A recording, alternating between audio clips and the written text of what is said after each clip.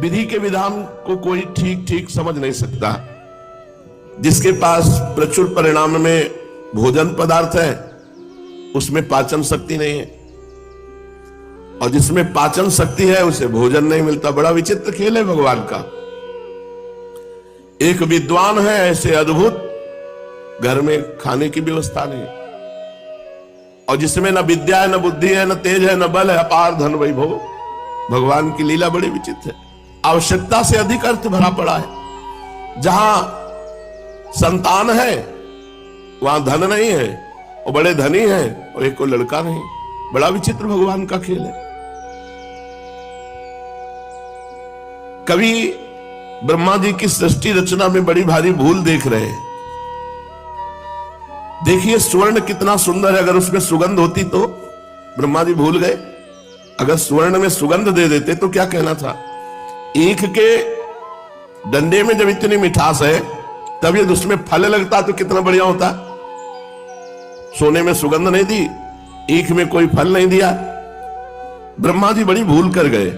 जब चंदन की लकड़ी में इतनी सुगंध है तो उसमें फूल होता, चंदन का फूल, तो कितना बढ़िया होता। ये भी ब्रह्मा जी भूल गए। विद्वान लोग बिना रुपए पैसे के ही अपनी वाणी से आकाश पाताल सब एक कर देते हो। कहीं उनके पास धन होता तो विद्वानों को धन देना भूल गए, चंदन में फूल देना भूल गए, ईख में फल देना भूल गए, और स्वर्ण में सुगंध देना भूल गए।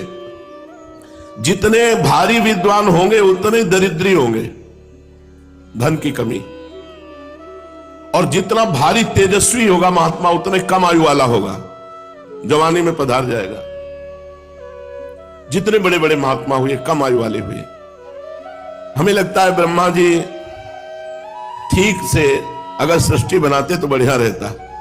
किसी कवि ने कहा कि गंधा सुवर्णे फल मिक्षु दंडे नाकारी पुष्पम खलु चंदनेशु विद्वान धनाढ्यो न तो दीर्घ जीवी धातु पुरा कोपि न बुद्धि दधो भूत। ब्रह्मा जी हमें लगता है जल्दी में गड़बड़ी कर गए। ब्रह्मा जी जरूर ही ये गड़बड़ी कर गए। विद्वानों को निर्धन नहीं बनाना चाहिए, विद्वानों को धनी बनाना चाहिए। पर विद्वानों को अन्य पुरुषों के आश्रित रहना पड़ता है। देखा, आपने देखा है महाभारत पूरी कंठस्थ, महाभारत पूरी कंठस्थ। उनको ऐसे बैठ जाए तो श्लोक सहित बोल और फटित होती। पहले भोजन के लिए कोई दूसरा ही निमंत्रण उनको देगा, मतलब भारी धन की हानि और विद्वता चरम सीमा की। ऐसा ही कुछ महाप्रभु के घर में था। विद्वता, ज्ञान, वैराग्य, भक्ति की मूर्ति है महाप्रभु। अब बूढ़ी मैया है, कोई पूर्व की प्रॉपर्टी नहीं है, अब ब्याह हो गया है तो अर्थ की आवश्यकता है। उस समय ऐसा नहीं था कि संस्कृत पाठशाला में बड़ी भारी दक्षिणा मिलती हो, जैसे अब पेमेंट सरकारी मिलते हैं। ऐसा नहीं था, अपनी अपनी पाठशाला है, कुछ जो कुछ उससे मिल गया। ऐसे कोई सरकारी पैसा थोड़ी मिलता था।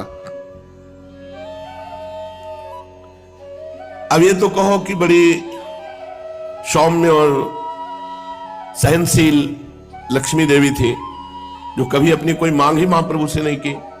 जो कुछ घर में उसी से काम चला रहे। निमाई पंडित विद्वान थे, गुणवान थे, रूपवान थे, तेजवान थे, पर धनवान नहीं थे। सांसारिक धन नहीं था उनके यहां, निर्धनता का साम्राज्य था। किंतु निमाई पंडित को तनिक भी इसकी व्यथा नहीं थी कि मैं निर्धन हूं। उनके सामने किसी भी प्रकार की परिस्थिति उनको दुख नहीं दे सकती थी। यह भगवान में चित्त जोड़ने से होता है। निमाई को जरा भी परवाह नहीं थी कि हमारे घर में धन नहीं। उन दिनों योग्य और नामी पंडित देश विदेशों में अपने योग्य छात्रों के साथ भ्रमण करते थे। सदगृहस्थ ऐसे विद्वानों को धन दे दिया करते थे, पूजा करते थे, वस्त्र आदि दे दिया करते थे। कुछ विद्वानों ने निमाई से कहा कि आप भी थोड़ा भ्रमण करो, तो भ्रमण करने से कुछ विद्वता का प्रकाश होगा और धन मिल जाएगा, जिससे परिवार का पोषण होगा। तो निमाई की भी पूर्व बंगाल में भ्रमण करने की इच्छा हुई। उन्होंने अपनी माता की अनुमति से अपने कुछ योग्य छात्रों के साथ पूर्व बंगाल की यात्रा की। उस समय लक्ष्मी देवी को उनके पिता के घर में रख दिया। मतलब बड़ी विचित्र भगवान की बात है कि ऐसे महापुरुषों के घर में भी ऐसी अव्यवस्था, जबकि बड़े बड़े मूर्खों में खूब धन संपत्ति देखी गई। तो ये वैसा ही है जैसे भगवान प्रकट हो रहे हैं देवकी वसुदेव जी कारागार में। यही भगवान की बड़ी विचित्रता है। जिनका नाम ले ले तो भवबंधन मुक्त हो जाए, वो स्वयं आ रहे हैं और माता पिता बंधन युक्त है। श्री गंगा जी को पार करके निमाई पंडित अपने शिष्यों के साथ पद्मा नदी के तट पर राढ़ देश में पहुंचे। बंगाल में भगवती भागीरथी की दो धाराएं हो जाती हैं। गंगा जी की मूल शाखा पूर्व की ओर जाकर जो बंगाल के उपसागर में मिली उसका नाम पद्मावती है। दूसरी जो नवद्वीप होकर गंगा सागर में जाकर समुद्र से मिली उसे भागीरथी गंगा कहते हैं। ब्रह्मपुत्र नदी के और दक्षिण तट से लेकर पद्मा नदी पर्यंत के देश को राढ़ देश कहते हैं। पहले बंगाल इसे ही कहते थे। उत्तर तट को गौड़ देश कहते थे। दक्षिण तट को बंगाल या राढ़ के नाम से पुकारते थे, आज जिसे पूर्व बंगाल कहते हैं। गौड़ देश वालों से बंग देश वालों का आचार विचार भी कुछ कुछ भिन्न था और अब भी है। निमाई पंडित ने पद्मा के किनारे किनारे पूर्व बंगाल के बहुत से स्थानों में भ्रमण किया। जो भी लोग इनका आगमन सुनते हुए यथाशक्ति भेंट लाकर इनको समर्पित करते। वहां के विद्यार्थी कहते, हम बहुत दिनों से आपकी प्रशंसा सुन रहे हैं। आपकी लिखी हुई व्याकरण की टिप्पणी बड़ी ही सुंदर है। हमें अपने पाठ में उससे बहुत सहायता मिलती है। कोई कहते हैं आपकी पदधूल से देश पावन बन गया। आपके प्रकांड पांडित्य की हम प्रशंसा ही मात्र सुनते थे, आपके गुणों की कौन प्रशंसा कर सकता है। इस प्रकार लोग भांति भांति से निमाई की प्रशंसा करते और पूजा करते। इनके साथियों को भय था कि पंडित जी यहां भी नवद्वीप की भांति चंचलता न कर दे, किंतु महाप्रभु देश काल को समझते थे। बहुत गंभीर बर्ताव। कई मास तक ये पूर्व बंगाल में भ्रमण करते रहे, किंतु एक मिनट भी कभी चंचलता नहीं की। कई महीने गंभीर स्वभाव, एक गंभीर पंडित की भांति सदा बने रहते थे। इनसे जो जिस विषय का प्रश्न पूछता उसे उसी प्रश्न के अनुसार यथावत उत्तर देते। यहां इन्होंने वैष्णवों की कभी आलोचना नहीं की, उल्टा भगवत भक्ति का सर्वथा प्रचार किया। इन्होंने लोगों के पूछने पर भगवान नाम का महात्म्य बताया, भक्ति की श्रेष्ठता सिद्ध की और कलयुग में भक्ति मार्ग को ही सर्वश्रेष्ठ, सुलभ और सर्वोपयोगी बताया। किंतु ये बातें इन्होंने एक विद्वान पंडित की हैसियत से कही थी। जैसे विद्वानों से जो भी प्रश्न करो उसी का शास्त्रानुसार उत्तर दे देंगे। भक्ति का असली स्रोत तो इनका अभी अव्यक्त रूप से छिपा ही हुआ था, उसके प्रवाहित होने में अभी देरी थी। फिर भी इनके पांडित्यपूर्ण उत्तरों से राढ़ देशवासी श्रद्धालु मनुष्यों को बहुत लाभ हुआ। वे भगवान नाम और भक्ति के महत्व को समझ गए। उनके हृदय में भक्ति का एक नया अंकुर उत्पन्न हुआ, जिसे पीछे से गौरांग की आज्ञा अनुसार नित्यानंद प्रभु ने प्रेम से सींचकर पुष्पित, पल्लवित, फलान्वित बनाया। इस प्रकार ये शास्त्रीय उपदेश करते हुए राढ़ देश के मुख्य मुख्य स्थानों में घूमने लगे। शाम को अपने साथियों को लेकर के पद्मों में स्नान करते, घंटों एकांत में जल विहार करते रहते। लोग बड़े सत्कार से इन्हें खाने पीने की सामग्री देते। इनके साथी अपना भोजन स्वयं ही बनाते थे। इस प्रकार इनकी यात्रा के दिन आनंद से कटने लगे। एक दिन महामहिम निमाई पंडित एकांत स्थान में बैठे हुए थे। उसी समय एक तेजस्वी ब्राह्मण उनके समीप आया। ब्राह्मण के चेहरे से उसकी नम्रता, शीलता, पवित्रता और प्रभु प्राप्ति के लिए विकलता प्रकट हो रही थी। ब्राह्मण अपनी वाणी से निरंतर भगवान के सुमधुर नामों का उच्चारण कर रहा था। उसने आते ही इनके चरण पकड़ लिए और फूट फूट कर रोने लगा। इन्होंने उस ब्राह्मण को उठाकर गले से लगाया और अपना कोमल कर उसके अंग पर फेरते हुए बोले, आप ये क्या कर रहे हैं? आप तो हमारे पूज्य हैं, हम तो अभी बालक हैं, आप हमारे स्वयं पूजनीय हैं। ब्राह्मण इनके पैरों को पकड़े हुए निरंतर रुदन कर रहा था। वो कुछ सुनता ही न था, बस हिचकियां भर भर कर जोरों से रोता ही था। महाप्रभु ने आश्वासन देते हुए कहा, बताओ तो इस प्रकार रुदन क्यों कर रहे हो? तुम पर क्या विपत्ति आ गई? मंगलमय भगवान तुम्हारा भला करेंगे। मुझे अपने दुख के कारण को बताओ। प्रभु ने इस प्रकार बहुत आश्वासन जब दिया तो ब्राह्मण ने कहा, प्रभु मैं बड़ा ही अधम और साधन शून्य दीनहीन ब्राह्मण बंधु हूं। अभी तक इस संसार में मनुष्य का साध्य क्या है, उस तक पहुंचने का असली साधन कौन सा है, इस बात को नहीं समझ सका हूं। मैं सदा इसी चिंता में मग्न रहा करता था कि साध्य साधन का निर्णय कैसे हो।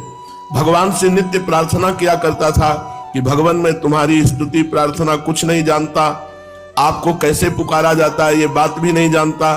इस दीनहीन कंगाल को आप स्वयं ही किसी प्रकार साध्य साधन का तत्व समझा दीजिए। अंतर्यामी भगवान ने मेरी प्रार्थना सुन ली। कल रात में मैं सो रहा था, स्वप्न में एक महापुरुष ने आकर मुझसे कहा, पूर्व बंगाल में जो आजकल निमाई पंडित भ्रमण कर रहे हैं उन्हें तुम साधारण पंडित ही ना समझो, वे साक्षात नारायण स्वरूप है। उन्हीं के पास तुम चले जाओ, वे तुम्हारी शंका का समाधान करके तुम्हें साध्य साधन का मर्म समझावेंगे। बस आंख खुलते ही मैं इधर चला आया हूं। आज मेरा जीवन सफल हुआ, मैं श्री चरणों के दर्शन करके कृतकृत्य हो गया। प्रभु तनिक मुस्कुराए और फिर धीरे धीरे तपन मिश्र से कहने लगे, इनका नाम तपन मिश्र था। महाभाग, आपके ऊपर श्री कृष्ण भगवान की बड़ी कृपा है, आपकी अंतरात्मा अत्यंत पवित्र है, इसीलिए आप सभी में भगवत भाव करते हैं। मनुष्य जैसी भावना किया करता है वैसे ही रात्रि में स्वप्न देखता है। आप इस बात को सत्य समझें और किसी के सामने प्रकाशित न करें। तपन मिश्र ने हाथ जोड़कर कहा, प्रभु मुझे भुलाइए नहीं, अब तो मैं सर्वतोभावेन आपकी शरण में आ गया हूं, जैसे भी उचित समझे मुझे अपनाइए और मेरी शंका का समाधान कीजिए। प्रभु ने हंसते हुए पूछा, अच्छा तुम क्या पूछना चाहते हो, तुम्हारी शंका क्या है? दीन भाव से तपन मिश्र ने कहा, प्रभु इस कलिकाल में प्राचीन साधन जो शास्त्रों में सुने जाते हैं उनका होना तो असंभव है। समयानुसार कोई सरल सुंदर और सर्वश्रेष्ठ साधन बताइए और किसको साध्य मानकर उस साधन को करें। प्रभु थोड़ी देर चुप रहे, फिर बड़े ही प्रेम के साथ तपन मिश्र से बोले, विप्रवर, प्रभु प्राप्ति ही मनुष्य का मुख्य साध्य है। उसकी प्राप्ति के लिए प्रत्येक युग में अलग अलग साधन होते हैं। सतयुग में ध्यान ही मुख्य साधन समझा जाता था। त्रेता में बड़े बड़े यज्ञों के द्वारा उस यज्ञ पुरुष भगवान की अर्चना की जाती थी। द्वापर में पूजा अर्चा के द्वारा प्रभु प्रसन्नता समझी जाती थी। किंतु कलयुग में केवल भगवान नाम जप, भगवान नाम कीर्तन से ही भगवत प्राप्ति है। कृते अध्यायतो विष्णु त्रेतायाम यजतो मखई द्वापरे परिचर्यायाम कलौ तद्धरि कीर्तनात्। कलयुग में केवल नाम जप नाम कीर्तन से भगवत प्राप्ति है। त्रेता में यज्ञों के द्वारा, सतयुग में ध्यान के द्वारा, द्वापर में पूजा के द्वारा, कलयुग में केवल भगवान नाम जप भगवान कीर्तन। बस सब साधनों को छोड़कर हरिनाम का ही आश्रय पकड़ना चाहिए। भगवान व्यास देव ने 3 बार प्रतिज्ञा करते हुए कहा, हरिर नाम हरिर नाम एव केवलम कलौ नास्तेव नास्तेव नास्तेव गतिरन्यथा। कलयुग में केवल हरि का ही नाम सार है। मैं प्रतिज्ञा करके कहता हूं, कलयुग में हरिनाम को छोड़कर दूसरी गति नहीं है, नहीं है, नहीं है। लोग हरिनाम का महात्म न समझकर संसार में भांति भांति की यातनाएं सह रहे हैं। जो भगवान नाम की महिमा समझ लेगा फिर उसे भव बाधाएं व्यथा पहुंचा ही नहीं सकती। मैं तुम्हें सार से सार बात, गुह से गुह साधन बताए देता हूं। इसे खूब यत्न पूर्वक स्मरण करना और इसे ही अपने जीवन का मूल मंत्र समझना। संसार सर्प दष्टानां मेकमेव शुभेशजम सर्वदा सर्वकालेषु सर्वत्र हरिचिंतनम। सार बात है, संसार रूपी सर्प के काटे हुए मनुष्य के लिए एक ही सर्वोत्तम औषधि है। वो ये कि हर समय, हर काल में, हर स्थान में निरंतर हरि स्मरण ही करता रहना चाहिए। प्रभु के मुख से साधन का गुह्य रहस्य सुनकर मिश्र जी को बड़ा ही आनंद हुआ। आनंद के कारण उनकी आंखों में से अश्रुधारा बहने लगी। उन्होंने रोते रोते प्रभु के चरण पकड़कर प्रार्थना की, प्रभु आपकी असीम अनुकंपा से आज मेरे सभी संशयों का मूलोच्छेदन हो गया। अब मुझे कोई भी शंका नहीं रही। अब मेरी यही अंतिम प्रार्थना है कि मुझे श्री चरणों से पृथक न कीजिए, सदा श्री चरणों के ही समीप बना रहूं, ऐसी आज्ञा प्रदान कीजिए। प्रभु ने कहा, अभी नहीं, अभी काशी जाओ, काशी में जाकर निवास करो। कालांतर में हम भी काशी जी आवेंगे, तभी आपसे भेंट होगी और आपको वहीं काशी में जाकर रहना चाहिए। प्रभु की आज्ञा सिरोधार करके तपन मिश्र काशी को चले गए और इधर प्रभु अपने घर लौटने की तैयारियां करने लगे।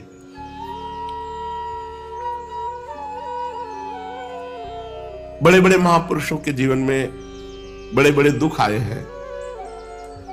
अब जब कुछ धन और कुछ भोग सामग्री लेकर लौटे महाप्रभु, तो लक्ष्मी देवी जो प्राण प्रिय पत्नी है, गृह कार्य में दक्ष है, पति के मनोनुकूल है, पवित्र भार्या है, मीठी वाणी है और नाम भी लक्ष्मी है। सचमुच ये निमाई की लक्ष्मी है। पिता के घर में छोड़ गए थे, अब भगवान का ऐसा कि इनके हृदय में कह नहीं पाई थी, लेकिन पति के वियोग का बहुत प्रभाव पड़ा। जाते समय निमाई कह गए थे कि दुखी होने की बात नहीं है, मैं जा रहा हूं, शीघ्र लौट कर आऊंगा, कोई बहुत दिनों के लिए थोड़ी जा रहा हूं। लेकिन शायद वियोग इसलिए था कि लक्ष्मी देवी को महाप्रभु का दोबारा दर्शन नहीं होना था। जब महाप्रभु लौट के आए तो पता चला लक्ष्मी देवी के प्राण छूट गए। अभी तो नया विवाह हुआ था। लक्ष्मी देवी पति के वियोग में खिन्न चित्त से दिन गिनने लगी। उन्हें पति के बिना संपूर्ण संसार सुना ही सुना दृष्टिगोचर होने लगा। उन्हें संसार में पति के सिवा प्रसन्न करने वाली कोई भी वस्तु नहीं थी। प्रसन्नता का जो मूल है वो हृदय से अपने पति को मानते थे, इसलिए बहुत अंदर ही अंदर उदास बनी रहने लगी। उदासी के कारण अन्न जल भी छूट गया। विरह की ज्वाला में हृदय जलने लगा। उनके पिता ने चिकित्सकों को दिखाया, किंतु बेचारे संसारी वैद्य इस प्रेम रोग का निदान कर ही क्या सकते। बात पित्त कफ के सिवा वो चौथी बात जानते ही नहीं। इन तीनों से विलक्षण ही ये प्रेम विकार व्याधि है। इस कारण वैद्यों के उपचार से कोई लाभ नहीं हुआ। धीरे धीरे लक्ष्मी देवी का शरीर अधिकाधिक क्षीण होने लगा, यहां तक कि जीवन की आशा न रही। वे मानो अपने अत्यंत क्षीण शरीर को अंतिम बार पति दर्शनों की लालसा से टिकाए हुए हैं, किंतु उनकी अभिलाषा पूरी न हो सकी। निमाई पंडित को पूर्व बंगाल में अनुमान से अधिक दिन लग गए। अंत में बड़े कष्ट के साथ वियोग व्यथा को न सह सकने के कारण अपने पति देव के चरण चिन्हों को हृदय में धारण करके इस पांच भौतिक शरीर का त्याग कर दिया लक्ष्मी देवी ने। अभी तो आनंद का समय आया था। चलो घर में 9 बहू आई थी, सची माता को सहयोग मिलता, महाप्रभु को भी, पर उन्हीं के निमित्त से वो बंगाल गए कि कुछ अर्थ और कुछ व्यवस्था हो जाएगी, और लौटे तो पहले ही उन्होंने शरीर त्याग दिया था। बड़ा विचित्र भगवान की। घर वालों ने रोते रोते उनके सभी संस्कार किए। इधर निमाई पंडित को पूर्व बंगाल में भ्रमण करते हुए कई मास बीत गए। अब इन्हें घर की चिंता होने लगी। इन्हें भान होने लगा कि हमारे घर पर कोई अनिष्ट हुआ है। हृदय के भाव तो असंख्यों कोशों पर से हृदय में आ जाते हैं। लक्ष्मी देवी की अंतिम वेदना इनके हृदय को पीड़ा पहुंचाने लगी। इन्हें अब कहीं आगे जाना अच्छा नहीं लगा, इसलिए इन्होंने साथियों को नवद्वीप लौट चलने की आज्ञा दी। आज्ञा पाकर सभी नवद्वीप लौट चलने की तैयारियां करने लगे। बहुत से नवीन छात्र भी विद्योपार्जन के निमित्त इनके साथ हो लिए थे। उन सभी को साथ लेकर नवद्वीप की ओर चल पड़े। इन्हें काफी धन तथा अन्य आवश्यक वस्तुएं भेंट उपहार में प्राप्त हुई थी। थोड़े दिनों में फिर नवद्वीप लौट आए। इनके आगमन का समाचार बिजली की तरह नगर में फैल गया। इनके इष्ट मित्र, स्नेही तथा पुराने छात्र दर्शनों के लिए इनके घर पर आने लगे। ये सभी से यथोचित प्रेम पूर्वक मिले। सभी ने यात्रा के कुशल समाचार पूछे। इन्होंने सबसे पहले अपनी माता के चरणों को स्पर्श किया। माता का चेहरा मुरझाया हुआ था। वे पुत्र वधू के वियोग और पुत्र की चिंता के कारण अत्यंत दुखी सी मालूम पड़ती थी। चिरकाल के बिछड़े हुए अपने प्रिय पुत्र को पाकर माता के सुख का वारा पार न रहा। गौ जिस प्रकार बिछड़े हुए बछड़े को पाकर उसे प्रेम से चाटने लगती है, उसी प्रकार माता निमाई के युवा शरीर के ऊपर अपना शीतल और कोमल कर कमल फिराने लगी। उनकी आंखों से निरंतर प्रेमाश्रु निकल रहे थे। निमाई ने हंसते हुए पूछा, अम्मा सब कुशल है ना?